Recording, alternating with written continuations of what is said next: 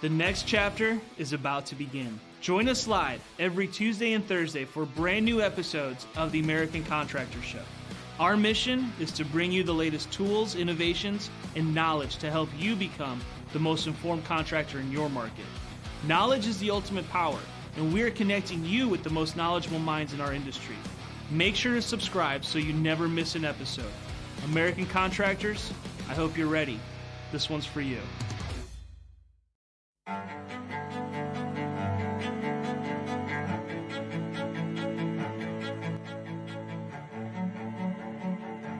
This is Larry Bache with the Merlin Law Group, helping policyholders for more than 30 years.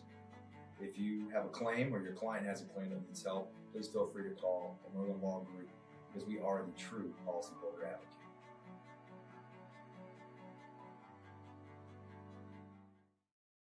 C3 was eager to help us, and even whenever we weren't giving them work, they were still eager to give advice. The things that they were putting out for the changing from DMO to RFG and giving that to the industry and not charging anything for it, I thought was really cool. And that's stuff that I, as a contractor, appreciate.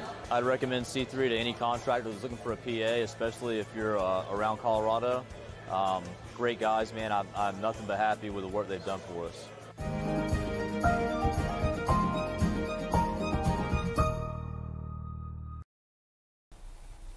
Happy Thursday, everybody.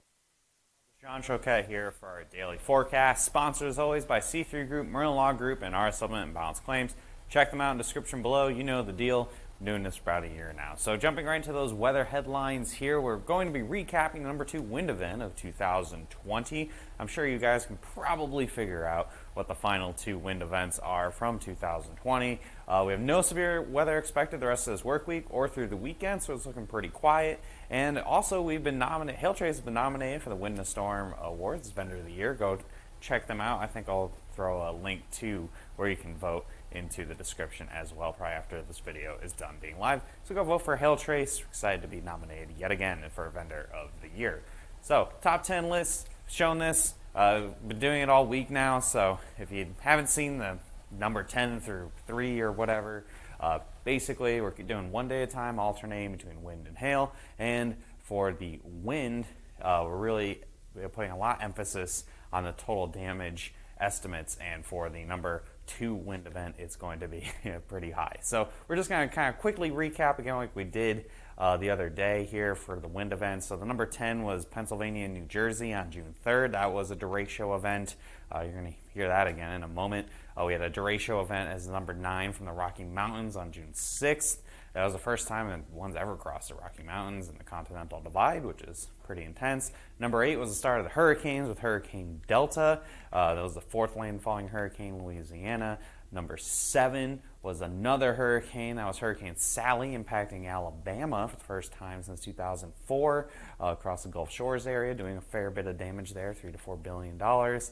Number 6, I think, was yet another hurricane here, Hurricane Zeta. Towards the end of the year here, it was the 6th hurricane impacting the United States, and that one impacted near New Orleans and had impacts all the way into Georgia here, showing how wide-reaching the strong winds were lasting on this one. That really made the damage estimates a little higher. And then number 5, we had a tornado outbreak on April 12th and 13th. That was over the Easter holiday. Well, 140 tornadoes, including 3 EF4s, the deadliest tornado outbreak since 2014, and there was a fair bit of damage at that as well, $3.6 billion in damage, and a ton of reports with that. And we had the number 4 wind event, which is Hurricane Azias. A lot of hurricanes here. Pretty much of our hurricane impacts the United States. That ends up on our top 10 list for the end of the year. This one did $4.5 billion in damage. That was the costliest across New England, especially the Northeast, since 2012, which was Hurricane Sandy. And it was the only hurricane to landfall not in the Gulf of Mexico, but instead on the East Coast in North Carolina. And finally, from the other day, we had the Nashville Tornado on March 2nd going into March 3rd.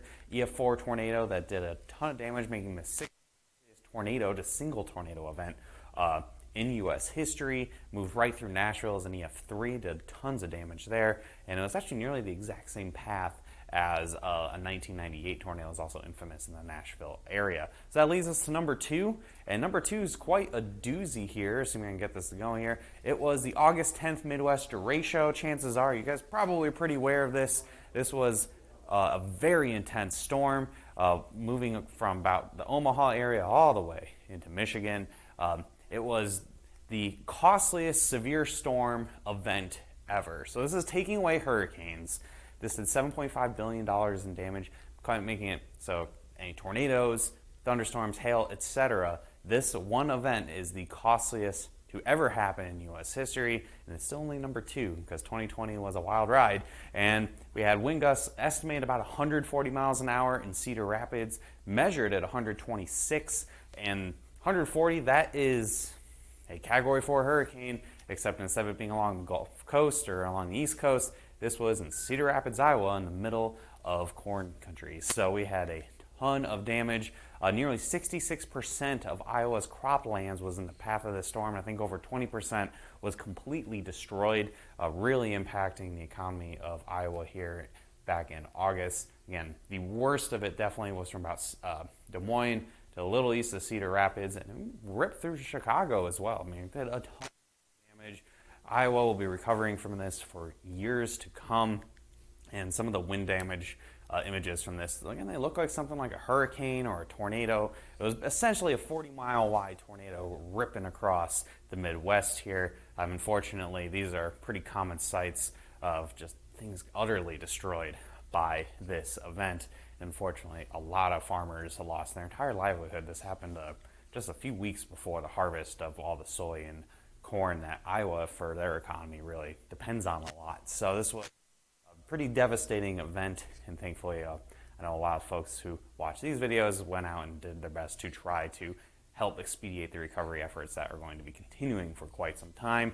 And with that, we'll have number 1 coming up next week. We're going to be something a little different for number 1. It won't be just me on the green screen. We're actually going to premiere our studio, our other studio space for that video. So stay tuned to that next week, probably about midweek, as we finish the countdown. And I'm sure at this point you guys probably figure out what the number 1 wind event is. So no severe weather today to speak of, nothing to talk about for tomorrow either. No severe hail, no severe wind, just cool conditions here in early January. And that's all I got for you guys today. It's pretty quiet weather-wise, and tomorrow we'll be back. We'll start and go over some honorable mentions, things that didn't quite make the top 10 list for hail and wind week. So follow us on YouTube, Facebook, Instagram, and Twitter, all at Hail Trace, and hit See First on Facebook so you don't miss any of our content. That is our most active platform.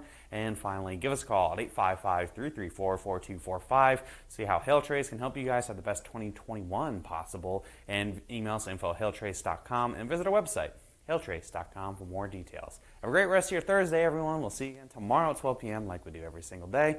Have a great day. Be safe. See you tomorrow.